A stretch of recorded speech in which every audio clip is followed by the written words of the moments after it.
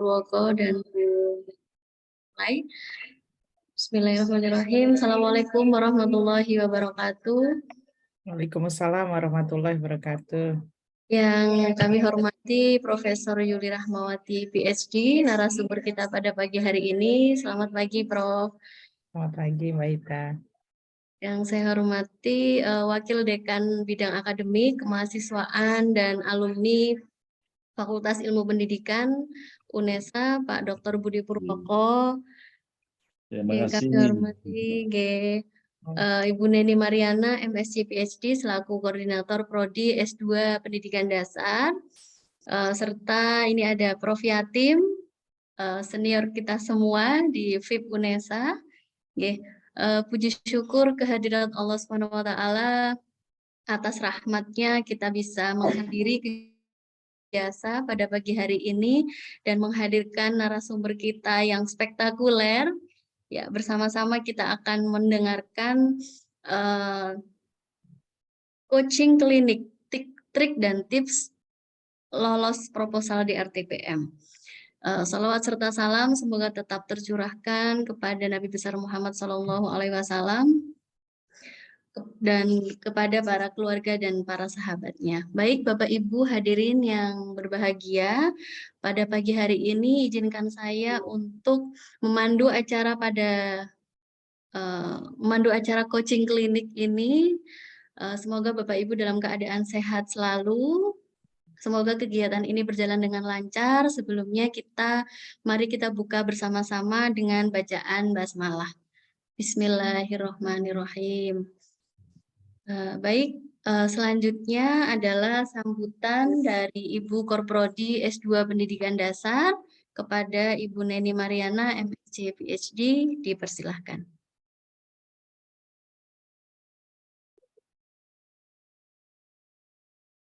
Ya, baik, terima kasih Bu Ita. Ini satu ruangan dengan Bu Ita ini. Yang saya hormati Bapak Wadek 1 FIP UNESA, Bapak Budi Purwoko, dan yang saya hormati narasumber kita Profesor Yuli Rahmawati PhD.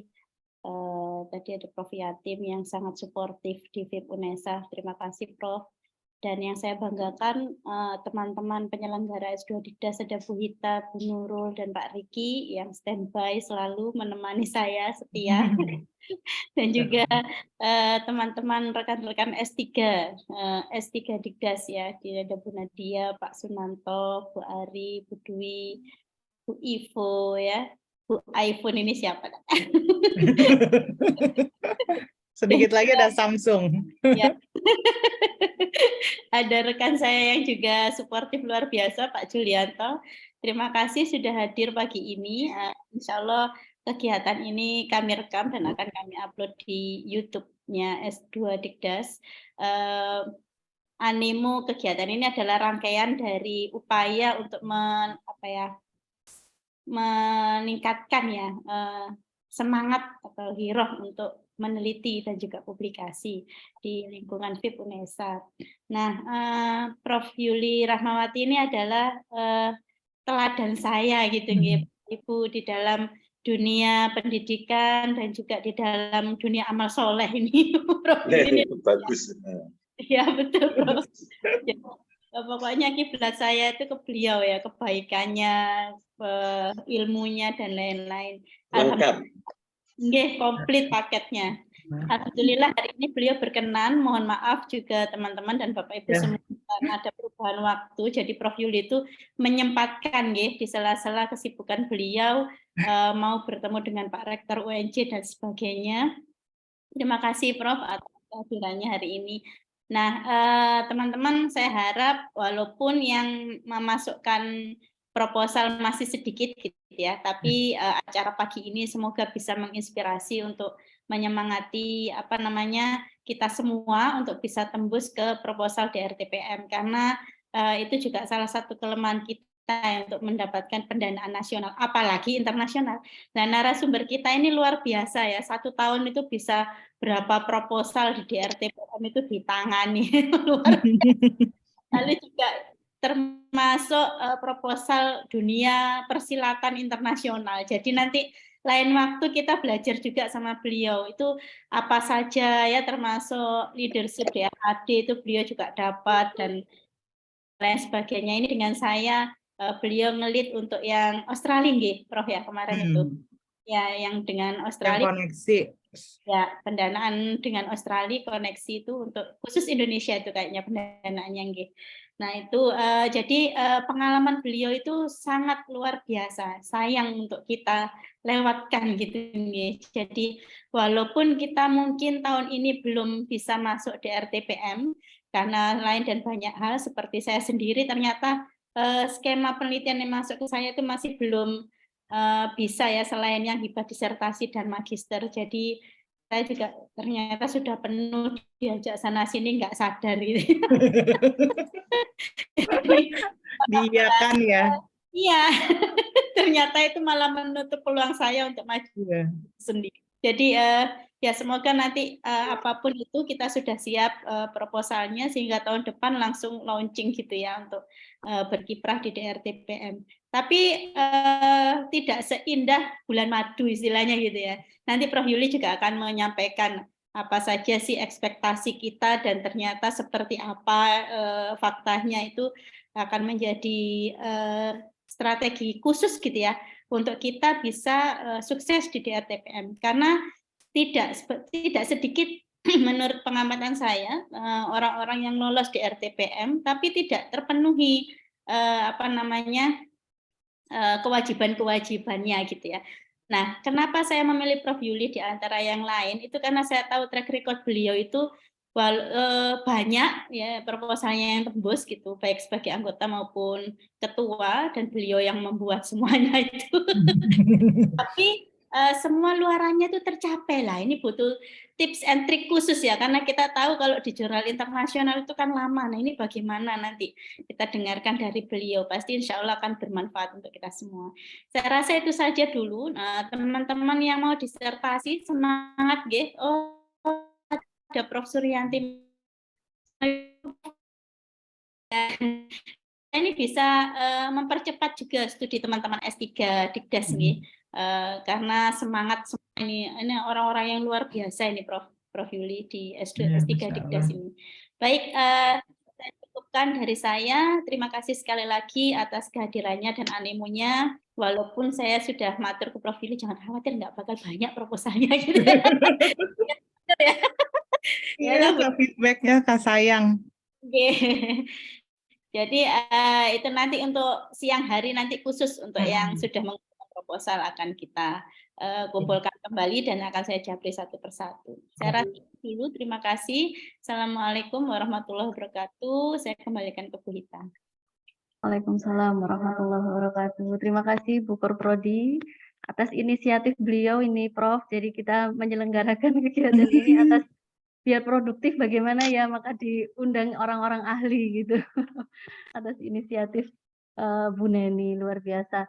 Oke, terima kasih Bu Neni. Selanjutnya sambutan pembuka oleh Bapak Wakil Dekan Bidang Akademik, Kemahasiswaan dan Alumni FIP UNESA kepada yang terhormat Bapak Budi Purwoko MPD, disilahkan. Bapak Dr. Budi Purwoko MPD, kami persilahkan. Oke. Bapak. Ya, terima kasih. Profesor kita. Betul amin, Pak, ya calon Rob. profesor. Amin. Amin. Ini mohon doa restunya. Nun sewu, bismillahirrahmanirrahim. Assalamualaikum warahmatullahi wabarakatuh. Waalaikumsalam warahmatullahi wabarakatuh. Selamat pagi dan salam sejahtera untuk kita semuanya. Yang saya hormati Prof Yuli Rahmawati yang dalam hal ini sebagai narasumber, yang saya hormati pula Ibu Neni yang menginisiasi kegiatan ini luar biasa sebagai Korprodi S2 Dikdas. Lalu yang saya hormati para senior, saya mendengar ada Prof Yatim, ada Prof Yandi, ini sudah dalam, kemudian Pak Sugianto juga disapa, dan Bapak Ibu dosen dan mahasiswa yang ikut dalam acara coaching ya, atau trik and tip lolos di usulan RTPM.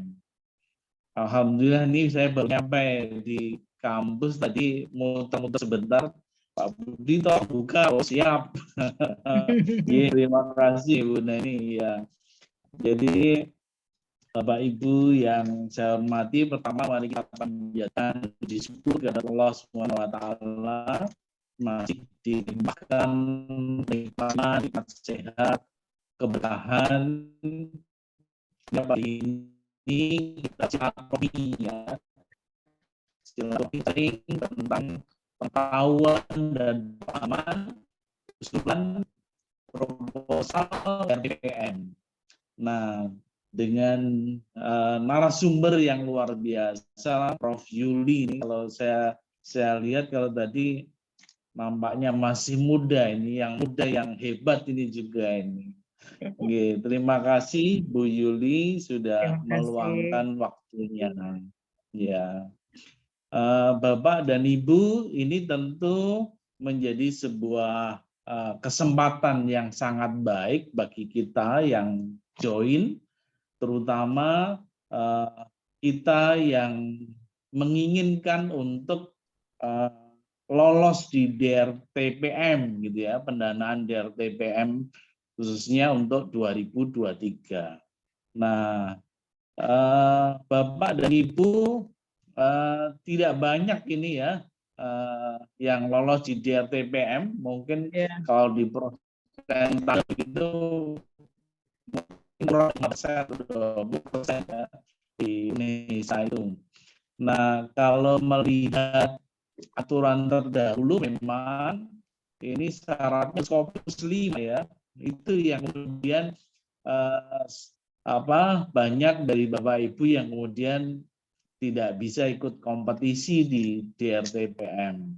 Lalu yang tahun ini nampaknya ada peluang gitu ya, dengan diturunkannya persyaratan itu, kalau tidak salah Sinta overall ya, Sinta overall, sehingga Sinta overall nampaknya ini sangat membuka peluang banyak Bapak Ibu.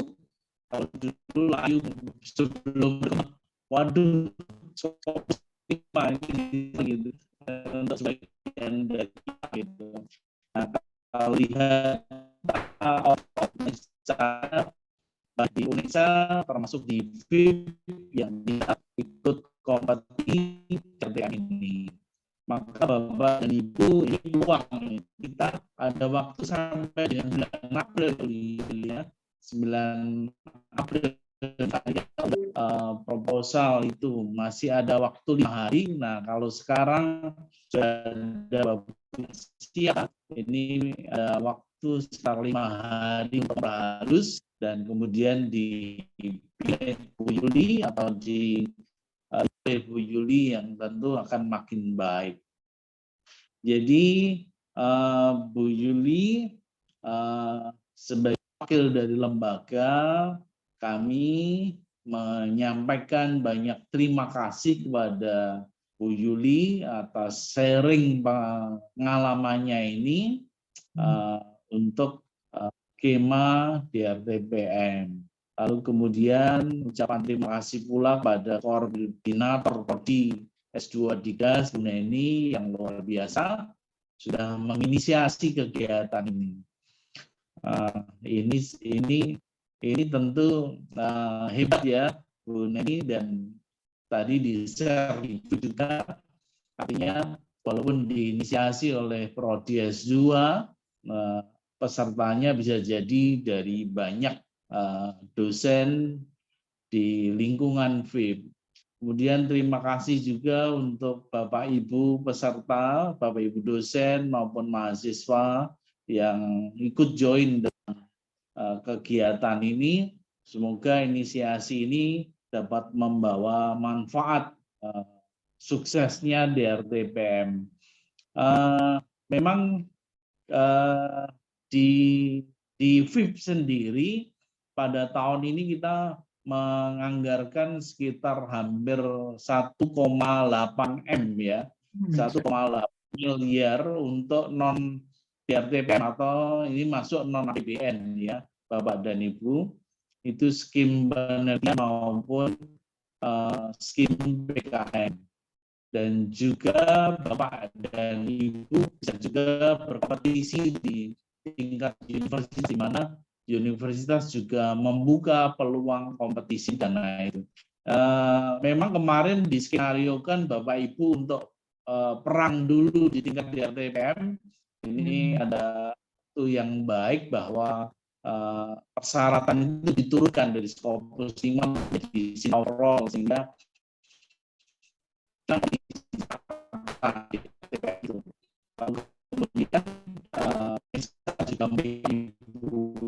dan barangkali di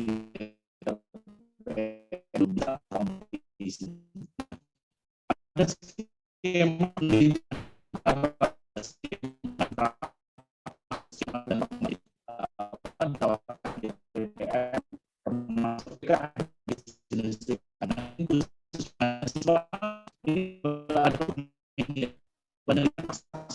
itu walaupun ketuanya dosen itu adalah diperlukan mahasiswa juga mau S3 yang sudah siap untuk mengkonversi ala template-nya dari Bapak Ibu ada 45 hari mahasiswa bisa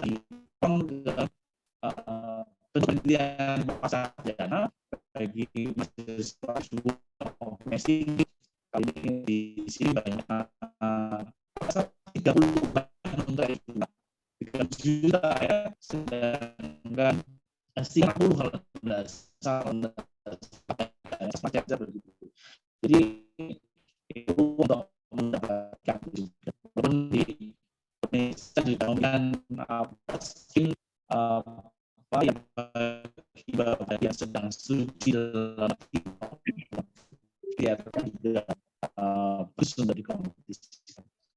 Jadi saya kira itu nantinya yang bisa saya sampaikan. Masih ada waktu 9 April jadi Indonesia P1 sampai dengan 5 April, kemudian yang P2 itu 10 sampai 15 April.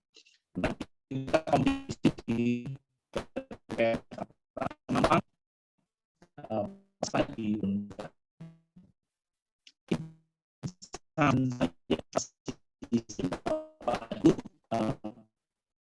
kegiatan bacaan basmalah. Bismillahirrahmanirrahim.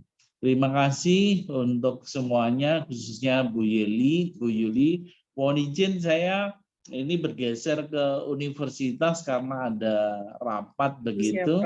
Mohon nanti lanjut saja Bu Yuli. Terima kasih juga untuk terima kasih.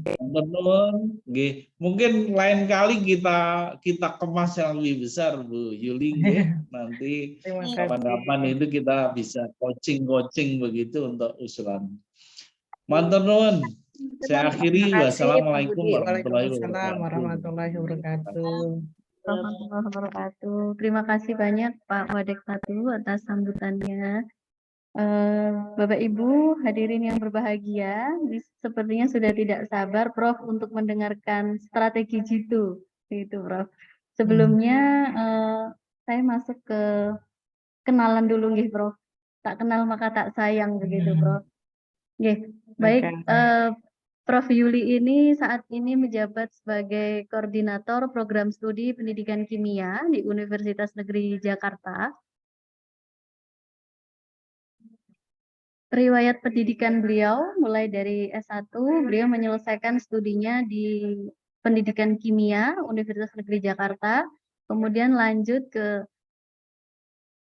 Curtin University of Technology Australia, postgraduate diploma in Science Education with distinction.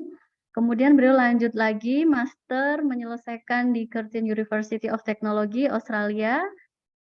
Kemudian PhD beliau juga diselesaikan di Curtin University of Australia. Luar biasa sekali ini.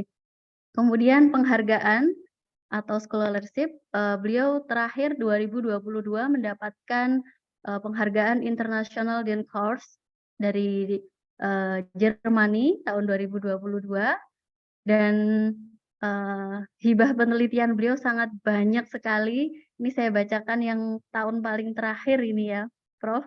Beliau mendapatkan hibah dari penelitian terapan kompetitif nasional dari Kemendikbudristek-Dikti tahun 2022 sampai 2023 tentang pengembangan karakter dan identitas budaya siswa melalui integrasi culturally responsive transformative teaching. Luar biasa. Kemudian publikasi beliau juga sangat banyak sekali. Terakhir beliau publikasi di Scopus Q2 tentang transferable skill for pre-service chemistry. Luar biasa.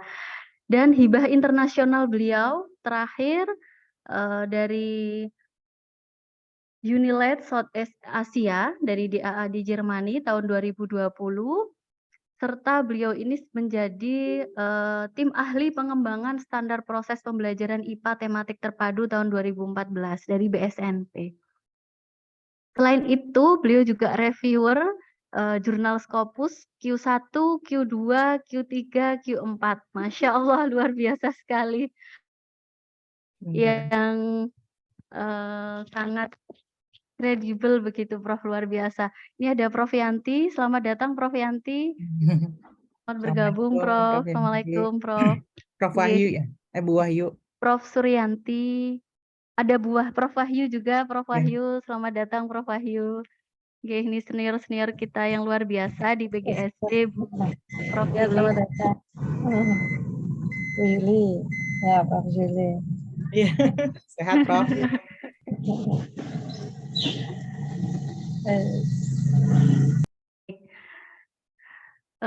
Selanjutnya, Prof, kami persilahkan selama 60 menit ke depan Prof. Yuli untuk memaparkan strateginya, tips dan triksnya untuk kita semua sehingga kita bisa bagaimana sih untuk lolos di RTPM begitu, Prof. Nggih. Langsung saja kami persilahkan pada yang terhormat narasumber kita Profesor Yuli Rahmawati, PhD, kami persilahkan.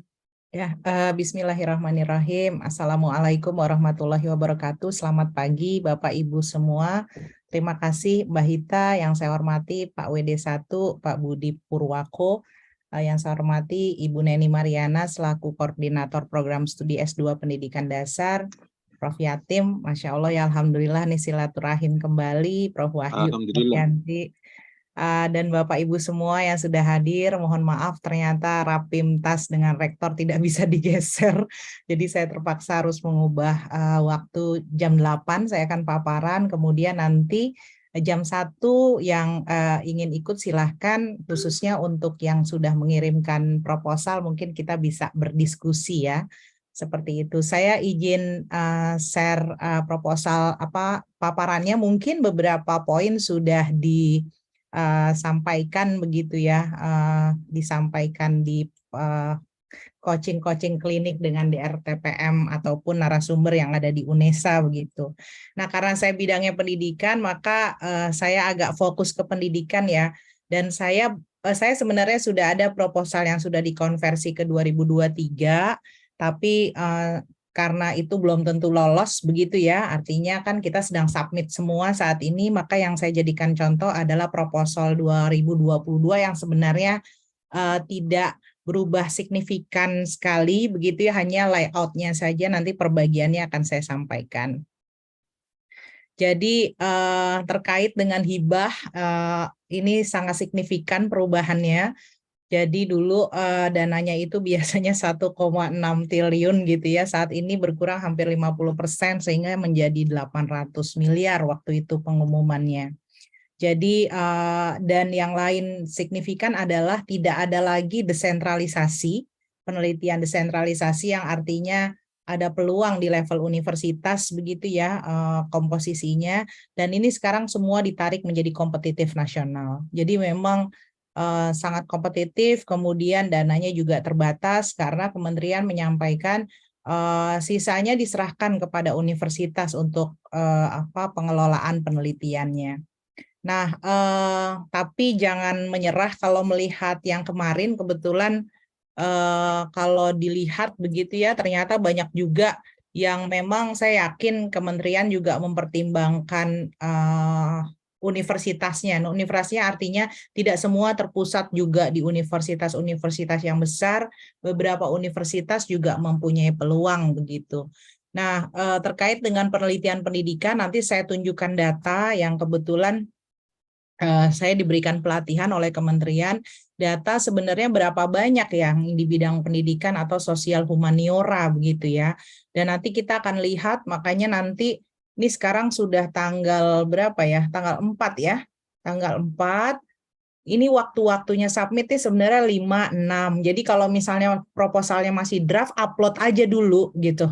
Ya jangan menunggu sampai 9 itu saya pernah setiap kalau ada mepet nih ada temen gitu ya membantu temen masuk ke sistemnya itu sangat sulit, keluar lagi logout dan sebagainya begitu. Dan itu saya pikir dialami oleh semua begitu. Nah, karena penelitian pendidikan kita ini multidisiplin dan kalau lihat judul-judul yang lolos memang ada hal-hal yang sifatnya memang unik dan bayangkan kalau kita satu reviewer itu akan mereview puluhan proposal begitu.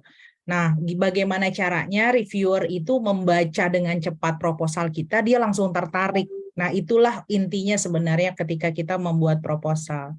Nah, karena di sini nanti ada di bagian pendahuluan itu ada masalah, pendekatan pemecahan masalah, kemudian dia butuh inovasi, maka kita butuh juga baca mungkin ya hal-hal yang kira-kira terkait dengan hal-hal yang baru apa, kemudian juga terkait juga dengan kebijakan gitu. Atau ketika kita membuat istilah, kira-kira kalau yang dapat reviewer yang bukan orang pendidikan, karena kan dibaginya soshum sama saintek ya.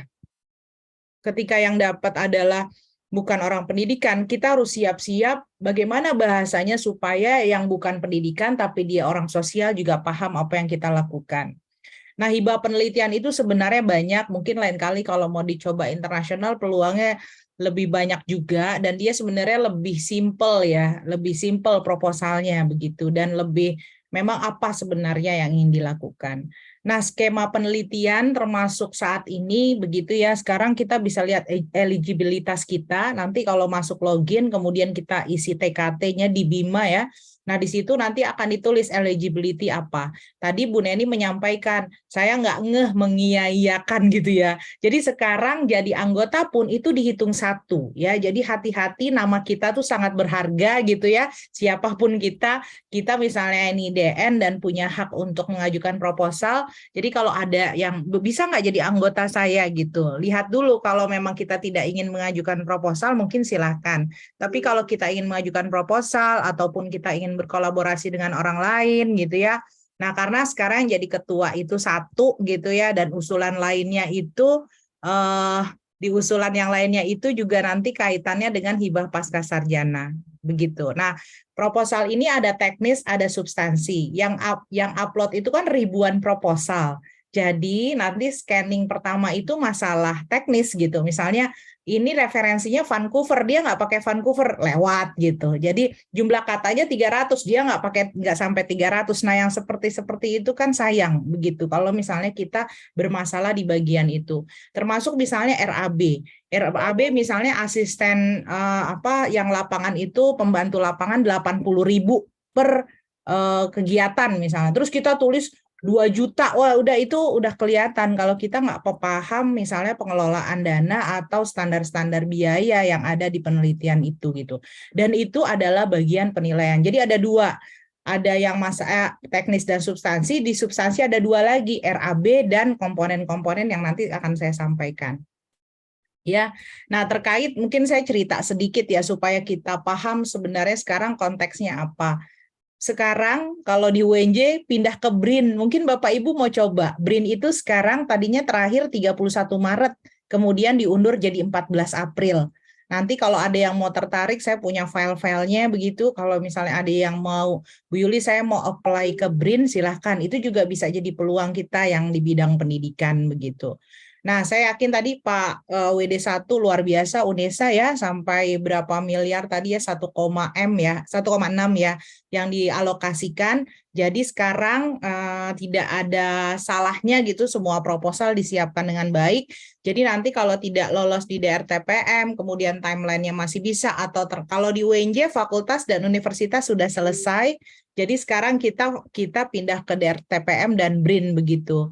Nah, yang satu lagi yang biasanya apply juga di LPDP ya, tapi memang tuntutannya juga besar begitu ya. Jadi semakin besar dana ya tuntutannya semakin besar begitu.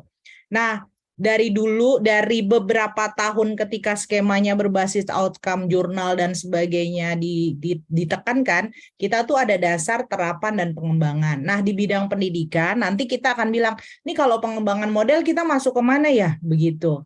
Ya, jadi tergantung nanti kita mau sampai di akhirnya di mana begitu. Nah, saya rata-rata memang yang saya jarang masuk ke penelitian dasar kecuali bimbingan-bimbingan saya yang di magister dan S3 gitu. Tahun kemarin saya dapat S3 2, kemudian magister 1 yang lolos DRTPM. Nah, untuk itu masuk penelitian dasar. Sisanya semua saya penelitian terapan. Karena ini tadi Bu Neni nanya tips, saya tidak pernah submit proposal DRTPM sebelum sebenarnya saya udah punya penelitian kalau telur tuh udah setengah mateng gitu. Jadi saya mulai dulu dari penelitian fakultas atau buat payung penelitian, nanti saya tunjukkan payung-payung penelitian saya. Setelah itu dia sudah paling tidak dia punya data dan sebagainya, itu baru saya apply di RTPM. Karena apa? Konsekuensi waktu itu kan di RTPM wajib Scopus kan. Nggak mungkin kalau misalnya kita dalam waktu tahun berjalan, dia tuh bisa accepted gitu dalam waktu singkat. Biasanya nih kayak sekarang, yang untuk hibah tahun 2023, saya bulan Februari udah submit artikel. Jadi nanti ketika di Monef bulan Oktober, itu saya udah punya luaran. Karena apa? Kalau saya prinsipnya itu kan masalah luaran, masalah komitmen peneliti ya. Memang kalau kita pikir nggak logis, masa sih dalam tahun berjalan begitu. Tapi itulah cara kita mengatur penelitian begitu. Jadi beberapa data mungkin, Bu, yuk saya misalnya baru kajian teori, silahkan kerjakan aja. Saya baru survei pendahuluan, coba aja submit begitu ya. Untuk semua luaran itu disampaikan begitu. Nah, satu lagi, kita tuh punya idealisme. Kalau saya penelitian selalu dibagi-bagi. Ini idealisme misalnya. Saya kan suka menulis seperti Bu Neni ya, autoetnografi. Nah, mungkin di RTPM kan aneh dengan autoetnografi gitu ya. Mungkin dia mikir kok diri sendiri dan sebagainya. Nggak semua orang familiar dengan tipe penelitian seperti itu. Nah, itu untuk hal-hal seperti itu biasanya saya mandiri. Kemudian, tapi kan ada bagian-bagian yang melibatkan orang lain, melibatkan diri saya sendiri dan sebagainya. Tapi lagi-lagi kita tuh diikat. Kalau namanya hibah itu diikat. Diikat sama apa? Rencana induk strategis yang penelitian gitu ya sampai 2045. Nanti saya screenshot. Jadi topiknya jangan keluar dari itu. Kita mau bikin macam-macam silahkan gitu. Tapi kita ingat nih topiknya nih ada arahannya, nggak bisa kemana-mana begitu. Misalnya pendidikan tuh ada kearifan lokal, pendidikan karakter. Kenapa sih Bu Yuli bolak-balik etno? Kenapa sih Bu Yuli developing karakter, identity dan sebagainya? Karena sebenarnya itu fokusnya. Dan UNESA kan juga punya RIP, rencana induk penelitian. Dicek di LPPM-nya, kemudian nanti di-statekan di bagian proposalnya bahwa topik saya juga relevan dengan RIP-nya UNESA. Karena dia juga mengapresiasi bahwa kita bukan hanya mengikuti RIP-nya RIRN-nya kementerian ya, tapi juga RIP-nya universitas. Nah, tadi saya tandai ya, luaran penelitian, capaian sebelumnya. Karena di penelitian, di hibah ini ada track record. Jadi ada scoring, dia bahkan melihat Scopus. Sekarang cek Scopusnya. Jangan kalau publikasi, kemana-mana ngerti ya maksud saya. Kadang tema ini, temanya semua diambil. Karena sebenarnya ketika di Scopus kita akan kelihatan penelitian kita misalnya, penelitian orang ini banyak di sustainability.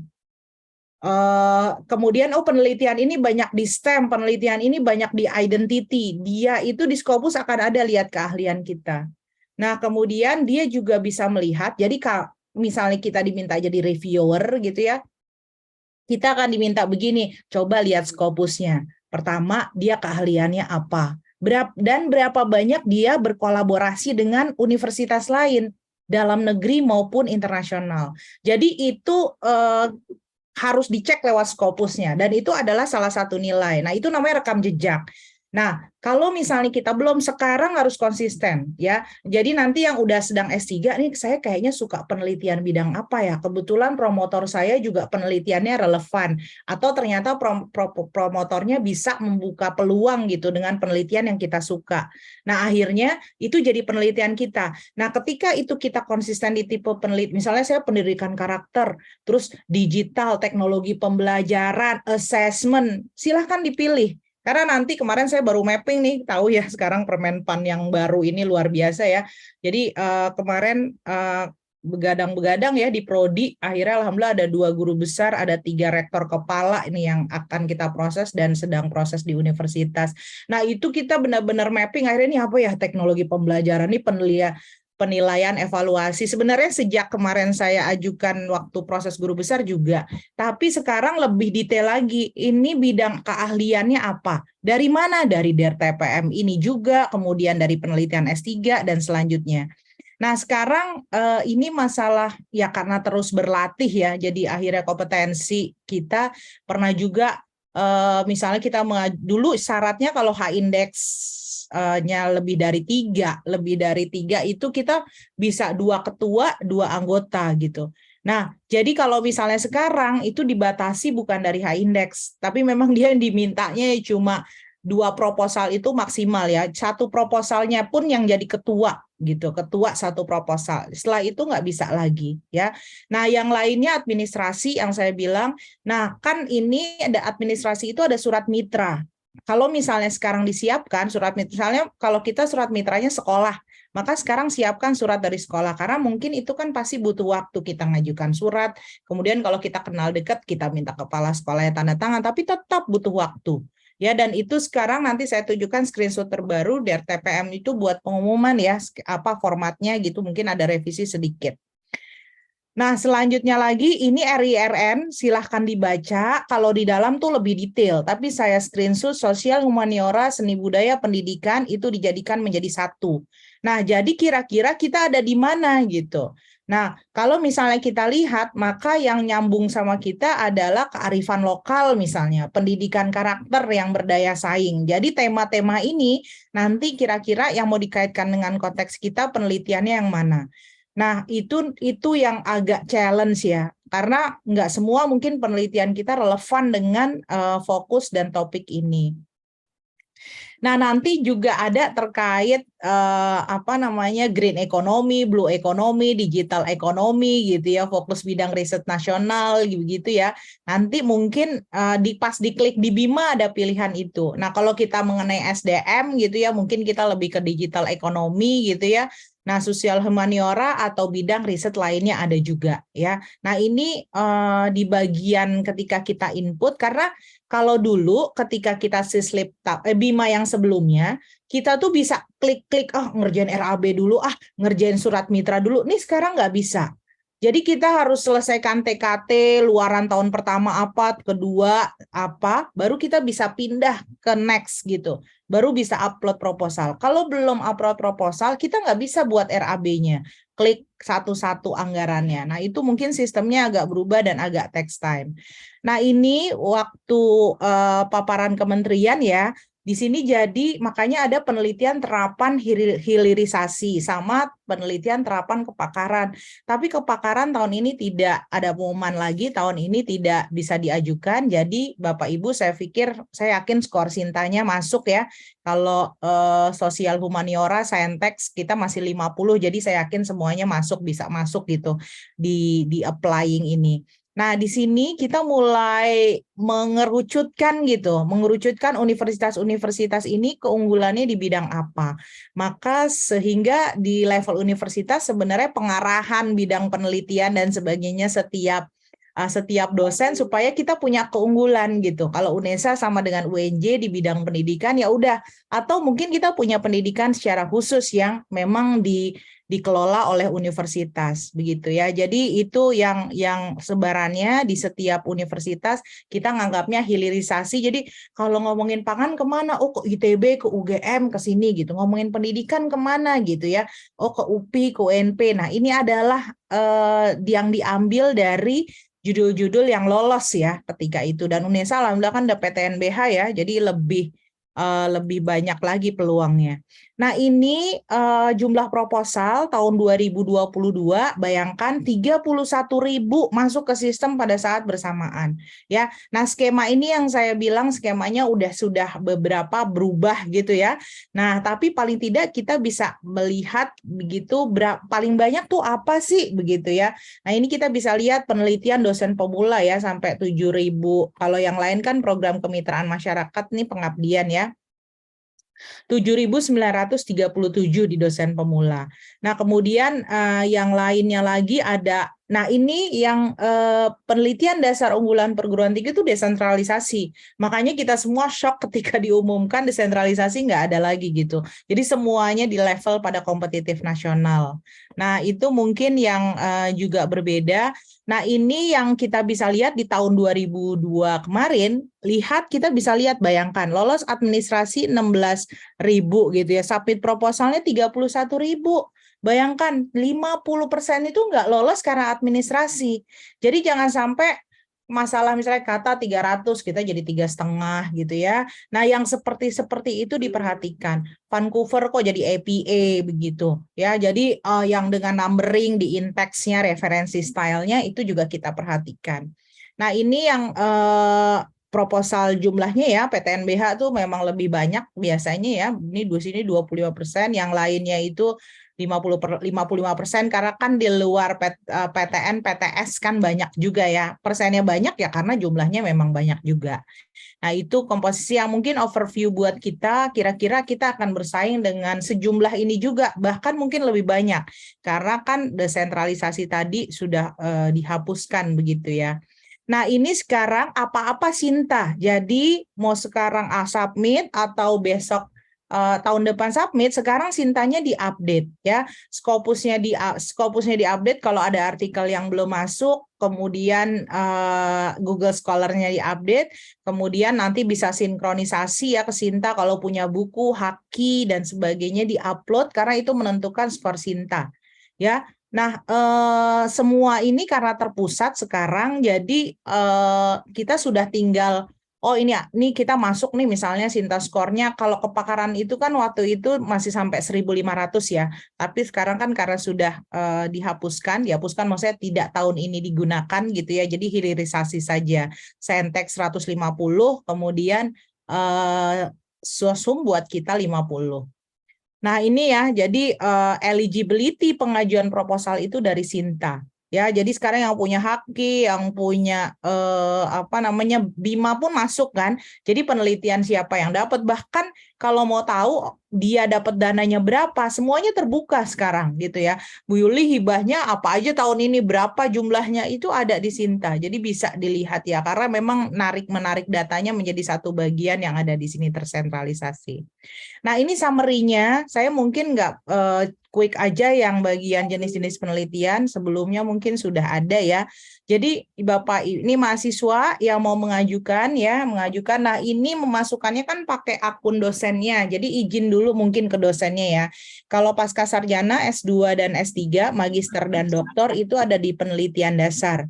Ya, kemudian nanti yang terapan dosennya nih Bapak Ibu dosen, tapi ternyata saya mau hilirisasi aja, tapi saya melibatkan mahasiswa, ya udah dimasukkan saja ke jalur hilirisasi. Begitu. Nah, kemudian ada kedereka. Nah, saya nih belum, Bu Neni ini sudah pengalaman juga ya. Kalau saya belum mencoba dan kayaknya sepertinya belum untuk saat ini karena lebih fokus ke penelitian terapan gitu. Nah, publikasinya benar kata Pak WD1, kita akan fokus ke ada pilihan atau gitu ya. Jadi ada jurnal internasional bereputasi atau Sinta 1, Sinta 2 gitu ya. Nah, itu kita tinggal pilih aja. Tinggal pilih artinya begini pertimbangannya. Kira-kira kalau Sinta lebih cepat nggak ya gitu ya. Atau internasional malah lebih cepat. Nah, pertimbangan-pertimbangan itu harus kita pikirkan karena ketika Monef misalnya bulan September, Oktober begitu ya. Nah, kita harus siap dengan luaran yang ada. Ya paling tidak kalau memang under review dia submit begitu ya, tapi paling tidak dia memang sudah dalam proses. Kalau saya biasanya memang sudah accepted di bulan terakhir ketika kita Monef begitu. Nah, kemudian ini rajin-rajin baca SBM SBK ya, karena misalnya kita pilih SBK misalnya jenis penelitian menengah kecil gitu. Oh, maksimal dananya misalnya yang kalau menengah kecil, kalau menengah itu 480 juta. Nah, 480 juta kita harus pikirkan kira-kira kalau penelitian pendidikan apa. Nah, rata-rata entah bikin aplikasi, entah kita keliling daerah gitu ya. Nah, yang seperti itu atau kita punya seminar internasional harus ke luar negeri. Nah, itu adalah bagian dana yang bisa kita gunakan. Oke ya, nah ini info terbaru, silahkan jangan sampai salah format. Jadi ada format skema penelitian terapan yang baru ya. Jadi ini misalnya KOP sekolah, kemudian nama pimpinan kepala sekolah. Nah ini ada pengumuman juga penelitian fundamental konsorsium ya. Saya kemarin juga dapat yang konsorsium dengan UPI dan BINUS ya. UNJ, UPI, BINUS gitu buat konsorsium dan itu dananya sangat besar karena kan gabungan beberapa universitas. Penelitian terapan kepakaran itu juga ternyata tidak diajukan untuk periode ini gitu. Kemudian magister menuju doktor PMDSU itu untuk menuju doktor sarjana unggul itu juga enggak, termasuk kajian kebijakan strategis. Nah, itu yang mungkin nanti udah disiapkan ternyata enggak ada kan jadi enggak bisa ya. Jadi itu dilihat. Nah, ini kalau di buku panduannya isinya ini. Nah, kemarin paparan Pak Direktur itu ya mengenai dia NIDN, kemudian atau NIDK. Saya kolaboratornya kadang kampus lain juga kolaborator. Jadi kan ada isiannya itu ada dosen, kemudian non-dosen begitu ya. Kadang orang luar pun boleh dimasukkan, orang luar negeri dengan memasukkan paspornya. Ya, nah kemudian kalau mahasiswa saya masukkan NIDM ya, misalnya bimbingan saya itu langsung terlihat namanya begitu. Nah ini yang saya bilang maksimal 2 usulan, 1 usulan sebagai ketua, 1 usulan sebagai anggota atau 2 usulan sebagai anggota. Jadi tidak ada lagi bicara H-index berapa, tapi maksimal setiap orang 2. Nah, karena kemarin saya udah lanjut yang 2023 sebagai ketua lolos penelitian kompetitif nasional, maka akhirnya sekarang saya cuma bisa mengajukan 1 sebagai anggota. Begitu. Nah, kalau hibah pasca itu di luar ketentuan itu. Jadi di luar ketentuan itu artinya kalau nanti punya hibah pasca itu yang didanai itu katanya 2 gitu. 2 dari total. Biarpun kita punya bimbingan 10, nanti yang didanai cuma 2 mahasiswa. Jadi 1 orang ketua, anggota itu di luar hibah pasca. Nah, hibah pasca bisa ngajuin lagi gitu ya. Kemarin sih bilangnya 5, tapi yang didanai hanya 2. Tapi di sini dibilangnya pengusulnya 2. Mungkin maksudnya artinya nanti yang bisa didanai ya hanya 2 itu saja gitu. Nah, sisanya hati-hati nih kalau kenapa hibah dikti ini seperti ini, hati-hati nanti kalau misalnya kayaknya luarannya nggak bisa tercapai. Apalagi saya misalnya punya kayak kemarin ya, disertasi 2. Tesis 1, untungnya semuanya akhirnya dapat publikasi Scopus begitu ya. Jadi yang S2 Scopus Q2, yang S3 Scopus Q3 gitu. Nah, itu sebagai luaran karena kita sebagai promotor ataupun dosen pembimbing memastikan bimbingan kita ya punya luarannya tercapai gitu. Nah, itulah yang challenging di penelitian dasar. Karena penelitian dasar itu jurnal ya luarannya. Dan itu kita sebagai dosen pembimbing memastikan bahwa bimbingan kita bisa mencapai itu gitu ya. Nah ini mungkin nanti bisa dibaca ya, apalagi misalnya ketahuan ternyata luarannya nggak tercapai. Itu kalau reviewernya detail, itu rekomendasinya kita bisa nggak diterima. Bahkan mungkin kita bisa di blacklist ya, karena tidak memenuhi capaian yang ada gitu. Nah itu mungkin yang lain. Nah sekarang mahasiswa pasca nih pastikan luarannya ke Anda nama pertama, bukan dosennya ya. Jadi ini untuk semua luaran penelitian yang berupa publikasi ilmiah, mahasiswanya penulis pertama ya untuk penelitian pasca sarjana.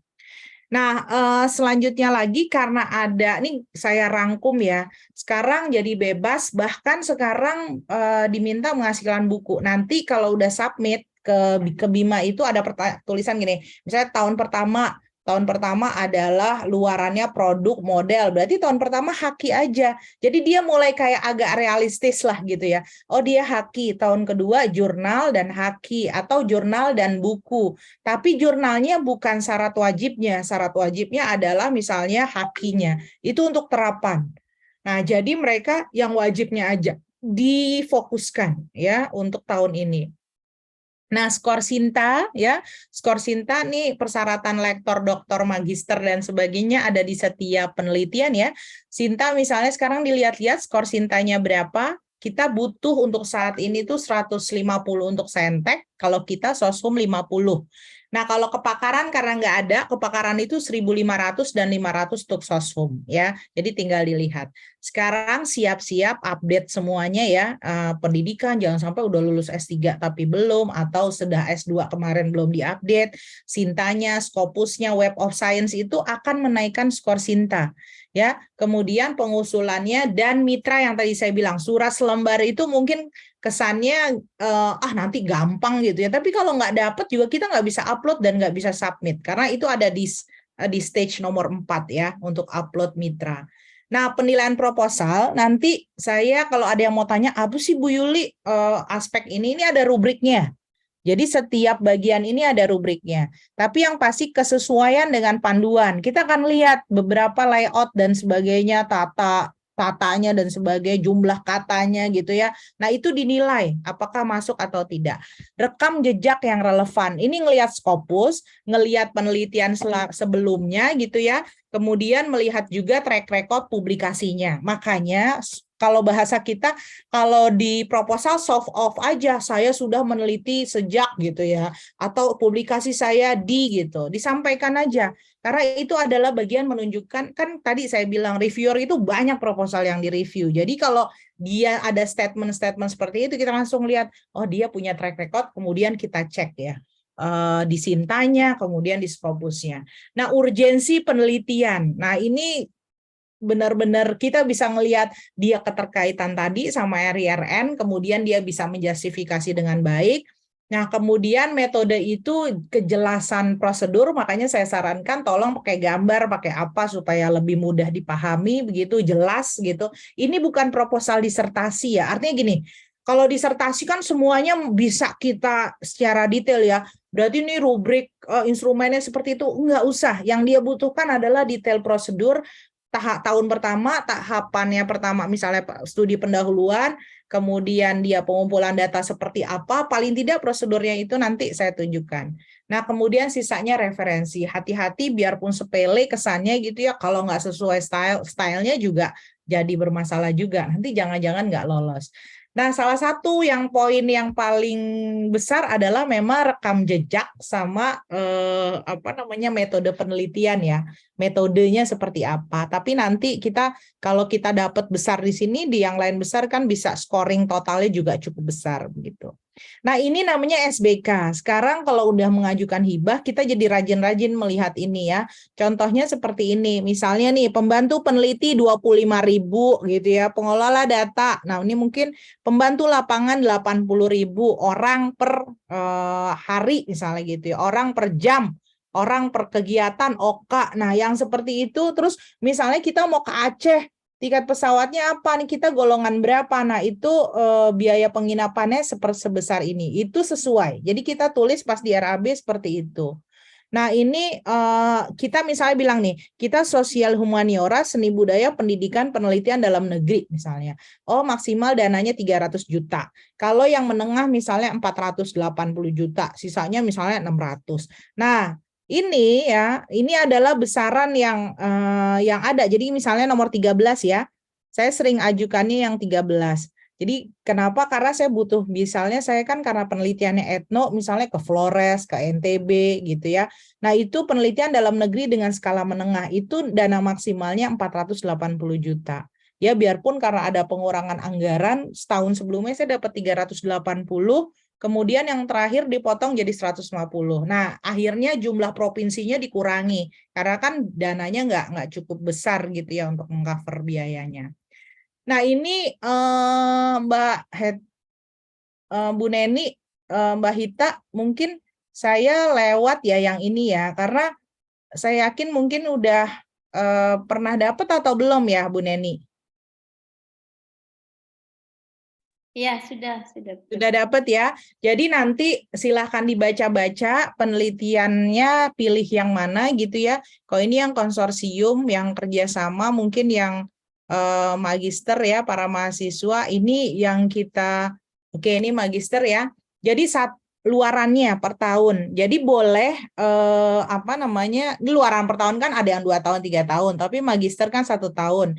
Jadi satu artikel di jurnal internasional terindeks dengan basis reputasi, kemudian atau jurnal internasional misalnya Copernicus, atau artikel terindeks 1 sampai 4. Jadi lebih mudah sebenarnya gitu ya luarannya. Nah, tapi memang lagi-lagi karena ini tahun berjalan, kita komitmen aja bulan apa kita wajib paling tidak untuk submit. Nah, kalau yang S3 internasional juga, tapi sintanya dibatasi Sinta 1, Sinta 2. Nah, Bapak Ibu dosen sebagai promotor, pembimbing dan sebagainya, pastikan memang mahasiswa bimbingannya tuh nih, saya ada nih mahasiswa bimbingan saya baru proposal, saya deg-degan juga, terus saya bilang kamu komitmen nggak nanti bisa menghasilkan artikel? Bisa Bu, terus saya bilang coba kamu bikin draftnya. Jadi saya push dia bikin draftnya, biarpun itu mungkin sistematik literatur review atau apa, karena saya berharap jangan juga gitu tiba-tiba kita nggak sadar terus akhirnya dia diterima, kan pengumumannya mungkin akan mundur lagi. Sedangkan luaran kadang ketika dana masuk bulan Juli biasanya tiba-tiba September udah disuruh luaran. Nah, itu yang bikin stres ya. Jadi kita yang harus punya strategi gimana caranya untuk bisa luaran tercapai. Ketika dana datang, kita bahasanya ini harus punya dana talangan dulu ya. Apalagi yang punya hibah banyak, biasanya kita harus punya dana talangan dulu untuk membackup luaran, membackup pengumpulan data begitu. Oke, ini Bapak Ibu bisa baca ya. Nah, ini yang bisa kita ajukan juga penelitian hilirisasi ya, yang memang dia Sinta skornya 50, kemudian ada 2 dia haki, dan saya yakin ini lebih mudah buat kita yang pendidikan ya, model pembelajaran, kemudian dibikin deskripsi modulnya atau apanya, kemudian dihakikan. Dananya bisa 2 tahun sampai 3 tahun. Jadi bisa saja yang mengajukan Bapak Ibu dosen, kemudian mahasiswanya masuk. Jadi yang dipilih bukan hibah magister atau doktor, tapi yang dipilih oleh dosennya penelitian terapan, mahasiswanya yang masuk. Nanti biaya penelitian mahasiswanya bisa di-cover dari ini. Itu yang biasa juga saya lakukan, karena dananya lebih besar. Dananya bisa sampai berapa ratus juta, jadi saya bisa membawahi beberapa mahasiswa. Dibandingkan misalnya dia tesis magister dan sebagainya, tapi memang tesis magister anak mahasiswa kan jadi bisa belajar juga, dan ini kan salah satu akreditasi adalah penilaian akreditasi itu suka ditanya kan, nih berapa banyak mahasiswanya yang dapat hibah dari kita. Nah, itu poin juga ya. Nah, ini nggak ada ya. Nah, sekarang saya pindah ke penyusunan proposal. Ini fokus penelitian saya yang sering saya share ke waktu di UNESA juga ya. Jadi saya itu punya fokus sama dengan Bu Neni ke pendidikan transformatif. Tapi konsistensi saya fokuskan sampai 2030, nih masih sampai 2030. Jadi tipe penelitian saya entah socio-critical, entah environmental sustainability, culture identity. Jadi semua bimbingan saya dari S1 sampai S3 itu judul penelitiannya itu jatuh ke sini semua gitu. Kalau misalnya saya sebagai promotor, biasanya mereka kurang lebih muter di sini. Tapi kalau co-promotor tergantung promotornya begitu. Nah, jadi kalau lihat judul hibah saya, Bu Yuli bolak-balik ke culture identity, culture responsive transformative teaching ini. Ini sebenarnya udah lama sekali ya. Saya penelitian tuh bolak-balik misalnya dapat nih multi-year 3 tahun, multi-year 2 tahun. Nah, akhirnya harus memodifikasi, dan ini perkembangan penelitiannya seperti itu. STEAM. Jadi 2 itu biasanya dapat, beberapa juga dapat mengenai green chemistry ataupun dilema story ya. Jadi itu, dan kita karena udah punya sumber dana macam-macam, saya ke universitas silahkan itu dimanfaatkan begitu. Nah, ini judul saya yang lolos kompetitif nasional, alhamdulillah beberapa yang kemarin kompetitif nasional, yang 2 tahun ini sudah saya kerjakan. Nah, yang tadi saya bilang, saya yang hibah yang si RTT ini tuh udah submit ke jurnal begitu. Jadi saat ini saya sedang mengambil data lagi, rencana mau ke daerah karena dananya kan dikurangi. Jadi mungkin ke daerah Jawa saja, nggak sampai ke Sumatera dan sebagainya. Karena ini penelitiannya etno, jadi biasanya saya datang, kemudian tim penelitian saya datang, itu satu provinsi kalau udah jauh gitu, itu bisa 50 juta sendiri untuk pengumpulan datanya. Ya, karena kan jangka waktunya juga nggak singkat. Nah, kemudian ini bimbingan saya, lagi-lagi tadi saya bilang design thinking dan STEAM PJBL itu bagian dari payung penelitian saya. Jadi biasanya mahasiswa itu ini dia punya ide, saya punya payung penelitian, jadi kita negosiasikan di awal ya. Jadi itu adalah bagian dari proses pembimbingan. Nah, ini saya dapat desentralisasi kemarin kolaborasi dengan New Zealand ya, dan alhamdulillah ini ada model TPEC yang dikembangkan begitu. Jurnalnya juga kemarin luarannya juga berhasil Scopus Q2 dengan 2 haki. Nah, yang lainnya penelitian kolaboratif internasional nih dan konsorsium yang tadi 3T ya. Jadi saya mengembangkan mobile game based learning dengan etnopedagogi ke Lombok daerah 3T. Nah, itu juga menarik sekali ya yang bisa dilakukan. Kalau yang penelitian kolaborasi internasional nih di universitas. Nah, kenapa saya pindahkan ke universitas? Jadi biasanya kan peluang dapat di universitas itu kan lebih besar. Nah, jadi ada yang saya letakkan dia nggak terlalu besar, dana yang dibutuhkan, kemudian dan mungkin dapat, jadi saya pindahkan. Nah, jadi yang seperti itu kita yang atur. Nah, administrasi, template proposal, biodata, surat mitra. Sebenarnya biodata sih nggak dimasukkan sekarang ya, tapi paling tidak kalau ada di PDDikti kita update ya biodata CV kita dan bukan CV, data-data kita, keterlibatan mahasiswa dan anggaran, submit proposal, sistem waktu ya, jangan mepet-mepet begitu ya. Kemudian surat pernyataan mitra. Kemudian begini, misalnya saya ajak Bu Neni, Bu Neni itu nggak approve di sistem. Nah, itu juga nggak bisa kita submit. Jadi ketika kita submit proposal, kita mengajak dosen lain atau kita harus bilang tolong di approve gitu. Karena kalau enggak kita nggak bisa lanjut. Nah, itu yang seperti itu juga teknis yang juga bisa jadi masalah begitu ya. Nah, untuk substansi ya, komponen proposal, karakteristik dari judul sampai RAB diperhatikan baik-baik. Urgensi penelitian kalau ini inovatif, ini masalah gitu. Inovasi kan nggak mesti besar ya. Misalnya kita selama ini penelitiannya banyak di sekolah menengah, SD belum. Itu juga sebuah inovasi. Ya, nah state of the art ini kita bisa kaitkan lah gitu. Ada proposal, kalau yang kemarin ada proposal yang state of the art-nya dia summary-kan lagi pakai bagan, silahkan gitu.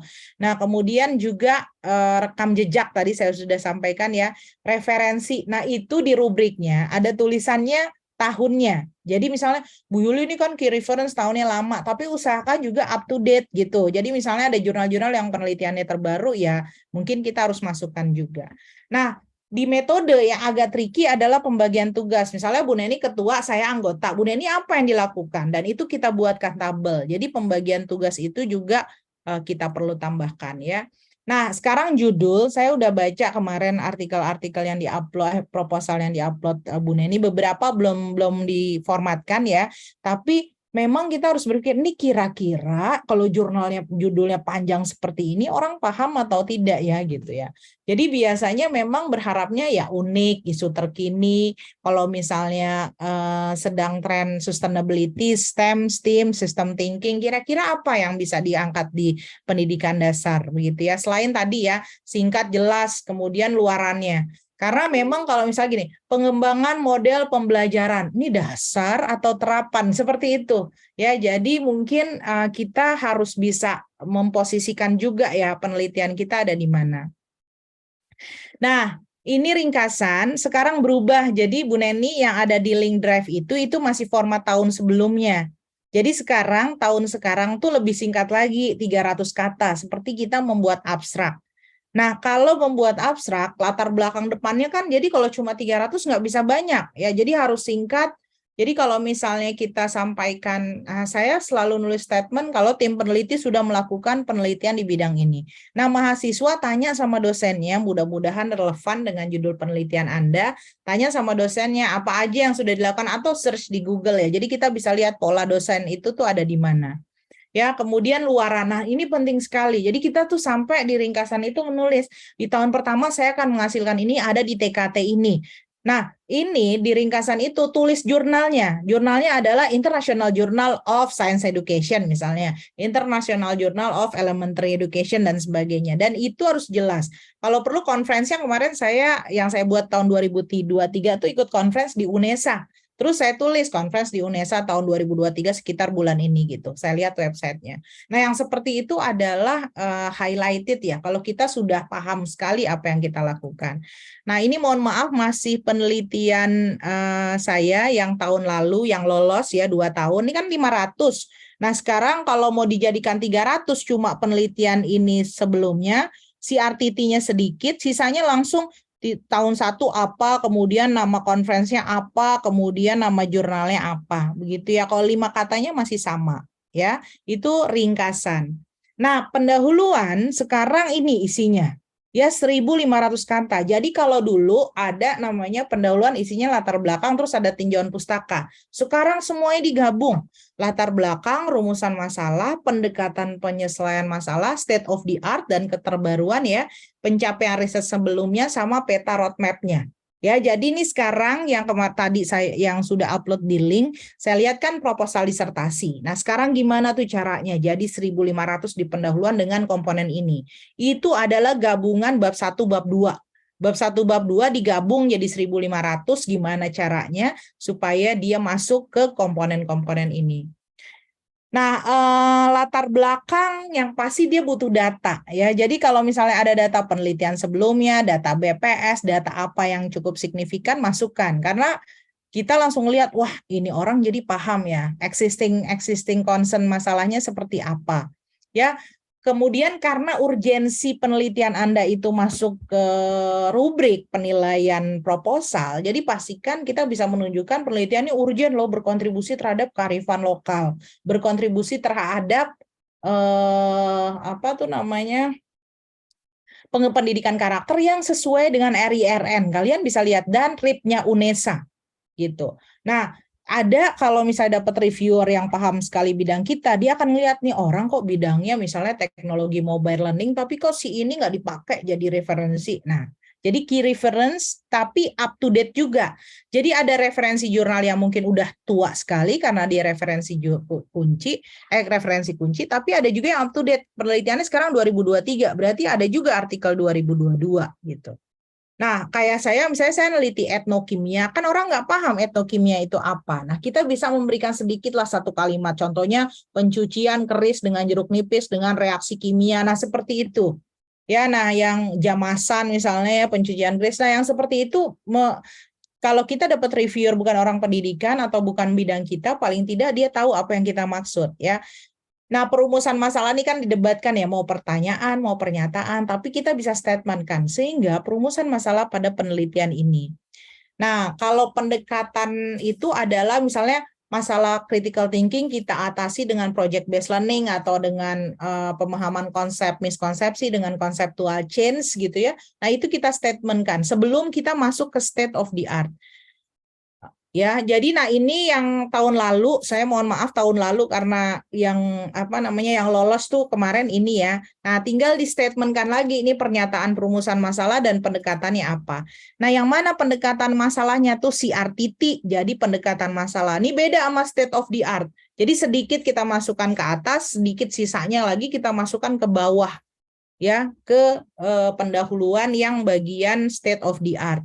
Kemudian perumusan masalahnya mungkin kurang jelas, harus disampaikan lagi karena itu permintaan yang baru sekarang. Nah, tapi bolak-balik kita bilang tim peneliti sedang gitu. Nah, Bapak Ibu dosen nih mohon arahannya nanti ke mahasiswanya. Ini mungkin buatkan satu kalimat atau satu berapa kata ya supaya bisa menyampaikan kalau ini bagian dari roadmap. Nah, sekarang pendahuluan semua total state of the art, capaian roadmap dengan tadi latar belakang tuh 1.500 kata. Ya, kalau perlu kita bilang keterbaruan dalam penelitian ini, perbedaan dengan penelitian selanjutnya, track record penelitian kita. Jadi kutiplah kita gitu, yang untuk track record penelitian. Peneliti sedang melakukan misalnya penelitian di bidang ini dengan dampak ini Rahmawati tahun berapa, dengan dampak ini, dampak critical thinking, motivasi. Nah, itu adalah bagian menunjukkan kita sudah mencapai itu. Nah, ini ada mungkin poin dari Elsevier ya, salah satunya juga bagaimana state of the art gitu ya.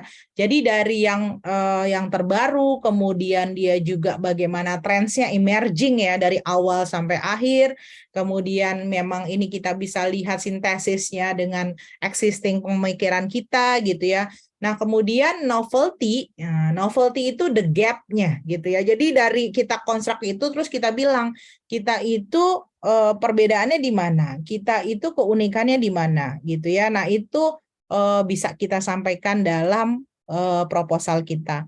Nah, ini mungkin kalau masih S2, S3 udah biasa ya pakai post viewer ya, yang bisa dilihat kita itu sebenarnya lainnya di mana. Tapi ini tricky, tergantung jurnalnya yang mana yang kita upload, keyword apa yang kita pakai. Lagi-lagi ini mesin, otaknya tetap ada di kita ya. Jadi juga Bapak Ibu dosen kalau ada mahasiswa, Bu, saya nih terbaru loh Bu, cek dulu dia pakai keyword mana, terus artikelnya yang mana juga gitu ya. Nah, ini kalau NVivo saya kebetulan pakainya NVivo ya. Jadi kalau misalnya mau lihat ininya silahkan bisa dilihat di sini gitu ya. Bagaimana mappingnya ya kalau misalnya state of the art dan novelty-nya. Nah, ini state of the art, novelty, capaian karena waktu itu katanya 1000 kata, kalau sekarang kan digabung sama yang atas jadi 1500. Jadi kalau Bapak Ibu lihat di sini, Bu Yuli kok ada tahun 1960 juga. Yaitu menunjukkan kalau eksplorasi yang saya lakukan dari awal ya. Kemudian nih banyak sekali ya sampai 32 referensi ya. Jadi gimana caranya menulis singkat tapi yang kita ambil adalah key reference kunci begitu ya. Nah, itu mungkin yang bisa kita ambil. Nah, ini roadmap itu beda. Kalau saya bikinnya selalu dua. Dua itu adalah roadmap sampai akhir, misalnya mau sampai 2030. Kalau saya selalu model-model pembelajaran pendidikan karakter dan budaya gitu ya. Nah, itu saya tuliskan di sini. Nah, kemudian kalau misalnya setelah track record, baru fokus penelitian kita. Misalnya saya penelitiannya CRTT. 2013 sampai 2021 saya tuh udah mengembangkan, tinggal 2022 sampai 2023 mau apa yang saya lakukan sampai penelitian selanjutnya sampai komersialisasi produk. Nah, itu orang jadi bisa tahu kira-kira kita mau ngapain ya sampai ke depannya. Nah, macam-macam, ada yang bagus sekali buatnya gitu ya. Saya juga mungkin terlalu sederhana. Sebenarnya bisa ditambahin nih jurnalnya apa di sini gitu ya. Nanti teman-teman bisa modifikasi lagi. Nah, metode ini yang barunya ya. Jadi memang tahapan luaran per tahun. Nah, tergantung bikinnya mau seperti apa. Kadang saya bikin tahapan di luaran di bawahnya gitu ya. Tapi yang pasti dia nggak akan complicated kayak proposal disertasi kita. Karena cuma misalnya dia minta 1000 kata, terus 600. Berarti itu harus strict dalam konteks seperti itu gitu ya. Tapi paling tidak tahu dianalisis, tahu keabsahan datanya seperti apa. Nah, adalah bentuknya beda-beda. Ada yang tahun ke-1, tahun kedua, tahun ketiga, blok ke bawah. Ini yang saya buat untuk tahun ini ya. Ini saya tandai proposal saya tahun ini. Seperti ini gambarnya. Kemudian ini juga proposal saya tahun ini yang lain gitu ya. Yang lain dengan tim peneliti. Nah, tahapannya mungkin lebih detail lagi ya. Indikator capaiannya seperti apa. Nah, ini yang belum diedit lagi. Tapi maksudnya modifikasi tahapan bisa dilihat ya. Nah, ini bagian metode, ada pembagian tugas. Misalnya tugas saya apa, tugas Pak Ridwan apa gitu. Jadwal juga harus sesuai dengan luaran. Juga sesuai dengan prosedur yang kita lakukan ya. Jadi tahun pelaksanaannya seperti apa. Oke, kemudian daftar pustaka sekarang pertanyaannya jumlah ya. Saya kemarin sih kebetulan sampai 35 atau berapa gitu ya, agak banyak. Tapi kalau teman-teman yang penting tadi ya, key reference, state of the art-nya bisa tercapai, saya pikir nggak ada masalah ya. Silahkan disesuaikan, yang pasti aturannya itu Vancouver, jadinya harus sesuai. Nah, ini contohnya gitu, kemudian yang di atas juga ada tanggal apa tadi ya, angka-angka ya yang memang waktu itu dilakukan. Oke, terakhir saya tutup dengan tips ya sebelum disimpulkan dan kita akhiri. mulai sekarang mumpung lagi S2, mumpung S3, konsistensilah dengan fokus penelitian. Bapak Ibu dosen kalau punya payung penelitian, konsistensilah dengan payung penelitian. Ya, karena itu kekuatan kita bahkan sampai nanti mau jadi profesor begitu ya. Nah, kemudian tim penelitian kita punya dosen-dosen, memang yang bagus adalah dosen-dosen yang sama-sama kita punya komitmen gitu ya. Tapi kalau misalnya saya punya dosen senior, apa ya kontribusinya gitu ya. Dosen lain yang mungkin dia kok nggak kontribusi ya, nggak apa-apa ya, dia bisa ngasih ide, dia bisa ngasih masukan, buat saya itu tetap no kontribusi namanya ya. Kemudian mahasiswa, nah kita harus punya, kebetulan kalau saya punya tim penelitian, jadi karena ada honor untuk asisten peneliti, saya punya asisten peneliti. Saya biasanya mengerjakan hibah di RTPM itu bisa 4 hibah, dan itu saya harus punya asisten paling nggak 6. Ya, karena saya harus ke daerah juga dan nggak mungkin saya standby dalam waktu lama. Nah, tim asisten peneliti itulah yang mengerjakan gitu. Nah, kemudian kalau ada mahasiswa bimbingan karena payung penelitian itu sangat membantu kita ya. Jadi luaran penelitian sebelumnya pada level kita penelitian mandiri bimbingan ataupun universitas itu sangat bermanfaat untuk penelitian dari TPM kita. Nah, selanjutnya buatlah koneksi yang baik dengan mitra penelitian ya. Kemudian dengan dananya. Nah, dana tadi yang saya sampaikan ya. Kalau penelitiannya besar mau tidak mau punya dana talangan ya. Tapi paling tidak karena kita pendidikan tidak seperti teman-teman saya yang di kimia gitu, bahan kimianya harus belinya sangat mahal. Artinya dia harus ada standby benar-benar di awal dulu gitu ya, sebelum akhirnya kita harus ke lab gitu ya, harus mengkonstruksi supaya hasilnya outputnya bisa keluar baru menjadi jurnal. Oke, penutup dari saya, Bapak Ibu sekalian, mohon maaf kalau misalnya ada kurangnya ya, tapi insya Allah ini bukan sekedar dapat hibah, ini adalah pengembangan kompetensi gitu ya, terus termotivasi, ditolak nggak apa-apa, memang itu mah biasa gitu ya. Nah, setiap orang punya kekuatannya, kalau saya biasanya submit itu memang dari dulu ngerjain apapun jam 3 pagi gitu ya, nah itu cepet sekali gitu, entah idenya, entah uploadnya gitu. Kemudian sekarang silakan dikonstruksi, kalau dilihat, oh sedikit ya Bu Yuli katanya, benar sedikit. Jadi sebenarnya kalau kita fokus jumlah kata 500, 300, 1.500 itu bisa karena Bapak Ibu pasti punya modal ya. Jadi silahkan, nggak ada salahnya dicoba. Nah, tinggal nanti kita tunjukkan aja kalau kita yang penelitian yang relevan yang terkaitkan masukkan gitu ya. Kemudian siapkan peta jalan yang menarik yang memang orang bisa melihat kalau kita punya alur yang jelas begitu ya. Jadi pada akhirnya adalah pengalaman dan terus untuk belajar. Jadi buat saya research itu seharusnya nggak transforming orang lain saja gitu, tapi juga buat saya paling penting adalah mentransformasi diri kita sendiri ya, menjadi lebih baik. Kemudian juga ya tadi, entah dari kompetensi, entah cara pandang kita terhadap keilmuan ya, cara pandang kita berinteraksi dengan orang lain. Karena ini kita ketika melakukan riset banyak sekali yang kita lakukan ya aspek-aspeknya, dan itu mendevelop kompetensi yang luar biasa. Demikian, terima kasih, mohon maaf atas segala kekurangan. Selamat pagi, wassalamualaikum warahmatullahi wabarakatuh. Waalaikumsalam warahmatullahi wabarakatuh. Masya Allah, luar biasa, Prof. Hanya 30-60 menit tidak cukup, Prof, ini. Kayaknya kita mau boyong ke UNJ untuk coaching gitu. Oke, luar biasa. Baik, Bapak Ibu, ini ada kesempatan untuk diskusi tanya jawab. 15 menit ke depan kita akan diskusi tanya jawab ke ahlinya langsung, Yuli. Monggo silakan Bapak Ibu, ada yang ingin disampaikan, ditanyakan mumpung ada ahlinya. Mohon izin Bu Ita. Baik, monggo Pak Julianto. Terima kasih, luar biasa Prof Yuli, paparannya menarik sekali. Ini yang perlu saya belajar ini terkait itu, Prof. Bagaimana ciri khas khusus atau khusus ya dari proposal itu sehingga didanai. Itu kuncinya, salah satunya dari beberapa yang disampaikan tadi, itu yang mana yang paling urgent sehingga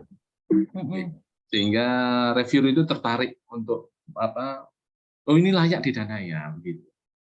Terima kasih. Baik, terima kasih. Ya, saya izin share ya, Prof. Pak Julianto ya. Jadi ini rubriknya. Jadi penilaian substansi proposal itu ada 4 yang tadi saya bilang. Ada rekam relevan, kemudian urgensi penelitian, metode, dan referensi. Ya, di rekam jejak penelitian, ya rekam jejak yang relevan itu ada bobot, Pak. Jadi kalau terapan misalnya gitu ya, publikasinya, hakinya, jadi update PD Dikti, Sinta itu wajib. Ya, jadi misalnya 10 kemudian relevan kata kunci di tema proposal. Misalnya dia expert di bidang STEM, oh dia kata kuncinya di bidang itu. Dia orang pendidikan IPA, dia orang pendidikan dasar. Ada di kata kuncinya. Nah, itu adalah bagian dari penilaian ya. Nah, ini Bapak bisa lihat, ini ada profil ketua pengusul seperti apa skopusnya. Ya, kemudian kita akan judgement. Kemudian publikasinya itu ada kolaboratornya nggak dengan yang lain. Itu tahap 1. Jadi kalau kita lihat, maka kalau kita masih terapan, ya kalau pengembangan mungkin ya, itu publikasi kita itu adalah salah satu poin persennya cukup besar, 10% begitu. Nah, kita pindah lagi ya, penilaian ke substansi. Ini yang saya bilang tadi, most contributed topic ya. Mulai sekarang, kenapa konsistensi? Orang akan ngelihat, oh dia nelitinya di bidang ini. Berarti dia ahli di bidang ini gitu. Itu namanya rekam jejak yang relevan. Nah, itu mungkin yang juga pertimbangan kita ya. Terus kita juga bisa lihat dia kolaboratornya berapa ketika dia publikasi. Semakin banyak ini orang lihat, oh dia punya kolaborasi yang baik gitu ya dengan orang lain gitu. Orang lain artinya juga di sini kan ada institusi lain ataupun tidak, paling enggak kalau bukan sendiri lah gitu ya. Tapi saya yakin semuanya punya, kita tinggal lihat berapa banyaknya. Nah, yang kedua adalah urgensi penelitian. Nah, ini kegunaannya reviewer ya.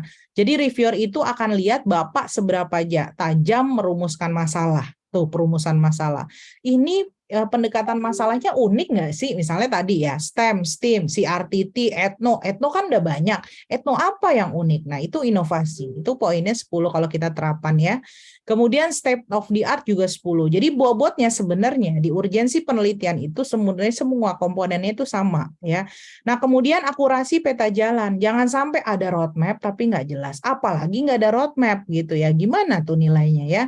Jadi kalau kita ngasih skor 4, dia tajam rumusan masalahnya, inovatif.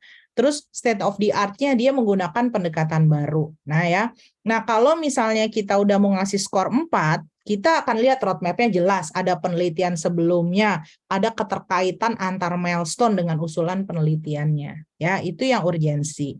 Kemudian yang ketiga adalah metode, ya. Jadi akurat ini tahapannya jelas, luaran yang mau dicapai apa, kemudian teknik metodenya dia pakai instrumen apa itu jelas. Nah, ada pembagian yang sering kelewat, nggak ada pembagian tugas dengan tim peneliti gitu. Nah, sisanya kita akan ngelihat dari metode sama waktunya, kita cek tuh sama nggak nih urutannya gitu ya. Kemudian luaran atau fasilitas yang digunakan. Kalau misalnya kita bikin aplikasi atau apa, mungkin kita di situ udah statement kita akan kolaborasi dengan apa atau apa yang akan kita lakukan. Nah, sekarang mitra. Biasanya kan kita punya mitra sekolah. Oh, tuh mungkin Bapak Ibu lebih bagus lagi punya mitra dinas. Dinas pendidikan. Nah, itu lebih bagus lagi. Jadi kita bisa tahu dia kredibel dan dia signifikan. Begitu. Nah, jadi itu bagian metode. Nah, yang terakhir ini referensi. Referensi itu keterbaruan dan referensi. Jadi pustakanya misalnya dia sampai lebih dari 80%. Kemudian dia itu mungkin dengan jurnal bereputasi dan sebagainya. Jadi kita bisa ngelihatnya ada jurnal di mana ya pas di bagian daftar pustaka. Jadi gitu Pak Julianto, dan semuanya berkontribusi ya, kayak misalnya metode luaran tuh 10, yang lainnya misalnya ini akurasi roadmap biarpun 5 gitu ya, kalau misalnya yang state of the art dan sebagainya bagus gitu kan, dia lebih banyak lagi nilai kontribusinya gitu ya. Jadi komponennya beda-beda, tetap pakai rubrik seperti itu. Itu Pak Julianto. Terima kasih Pak Juli. Ya. Mohon izin bisa di-share untuk yang ya. tadi dan materinya nggih. Matur suwun. Ya, siap. Siap, Pak Juli. Terima kasih. Bapak Ibu, nanti materi dan rekaman Zoom ini akan kami unggah di website kami di S2 Dikdas. Nanti Bapak Ibu bisa mengunduhnya dari web kami. Baik, selanjutnya ini ada pertanyaan khusus Prof. Yuli dari Ibu Korprodi S2 Dikdas. Silakan Bu Neni. Ya, terima kasih Bu Hita. Ini nggak kuat kalau nggak tanya saya. Jadi ini tentang rekam jejak tadi menarik ya, karena selama ini kan rekam jejak saya pikir ya hanya yang terkait dengan topik yang kita teliti saja gitu kan. Dan itu adalah rekam jejak kita. Nah, cuman selama ini saya mungkin ada miskonsepsi tentang ini. Jadi apakah rekam jejak yang tadi Prof. Yuli nyatakan tadi kan ada dua ya, rekam jejak pribadi gitu kan, dengan rekam jejak topik usulan kan gitu. Kalau yang rekam jejak pribadi ini apakah itu include rekam jejaknya semua tim peneliti kita ya atau Nah, yang di rubrik ini yang dilihat tahun ini adalah ketua. oh ketua saja? Oh, Iya. iya. Nah, ini yang susahnya kayak misalnya saya jadi anggota, yang dilihat ketua saya yang proposal kedua. Ya, berarti Makanya memang kalau punya pembimbing yang S2 S3 ya kan memang mau nggak mau dosen pembimbing 1 ya gitu. Dan dia tuh kita diminta ngecek ke Scopus Bapak Ibu dan Sinta, dan itu benar-benar apakah Bapak Ibu punya ya mau nggak mau dia ngelihat high index kita. Jadi kan semuanya sekarang data terbuka ya, jadi nggak bisa diinikan gitu. Jadi menurut saya mau penelitian mandiri atau enggak, kalau misalnya sekarang kita belum punya rekam jejak yang settle gitu, jadi lebih baik sekarang nih udah mulai penelitian mandiri juga supaya keyword penelitian kita konsisten gitu. Karena misalnya nanti Bu Neni targetnya mau jadi profesor bidang apa, misalnya mau bidang teknologi pembelajaran, udah mulai sampai sekarang penelitiannya ke arah sana gitu, jangan zigzag. Iya. Ya, oke, terima kasih. Yang kedua itu tentang ini, Prof. Mungkin bisa ditambahkan ke slide-nya nanti supaya kami bisa upload di website kami. Tentang jurnal yang internasional, mungkin yang menurut pengalaman Prof. Yuli bisa dalam kurang dari 1 tahun. Ya. Soalnya kan ini tricky juga ya dalam pemilihan jurnalnya. Kalau kita nggak pengalaman yang cukup gitu ya, tahu ini jurnal yang cepat yang mana, pokoknya kok udah setahun kok masih nunggu, itu kan juga ada yang seperti itu. Mungkin nanti bisa mungkin sorean saya tambahkan ya, jadi nanti Bapak Ibu bisa masuk termasuk juga buat para mahasiswa yang mau lulus ya. Ini saya baru aja pagi ini nerima review dari editor di jurnal IIR tuh Issues in Educational Research. Dia tuh notifikasinya 3 minggu gratis, cuma submit by email. Nah, ini buat mahasiswa mahasiswa S3 saya ya. Terus kan ditolak. Terus tapi dia nolaknya ngomong gini, Yuli ini ditolak, kamu tolong revisi terus tolong submit lagi ya gitu. Jadi dia waktunya cepat ya 3 minggu. Waktunya cepat karena ini saya mau kamu masuk ke proses baru lagi untuk direview ulang berdasarkan ini, karena ini editor yang memutuskan kan, yang nge-reject memang reviewer, tapi dia bilang nih kayaknya artikel bimbingan kamu punya potensi, tapi tolong segera revisi, submit ulang. Nah, yang seperti itu adalah jurnal yang bagus ya, artinya udah ngasih feedback tapi ditolak gitu, nggak apa-apa, terus diminta revisi balik lagi submit. Saya bilang bimbingan saya pagi ini ya, kamu tetap semangat ya, memang ini perjuangannya. Iya Bu, siap, dan hari ini kami ketemu untuk diskusi revisi itu. Nah, mungkin itu list jurnal yang pernah Prof. Yuli masuki, terus dalam waktu Februari sampai Oktober itu mereka cepat responnya. Nah, itu yang mungkin yang kami butuhkan juga gitu, Prof. Supaya baik. Terima kasih. Baik, terima kasih Bu Neni dan Prof. Yuli.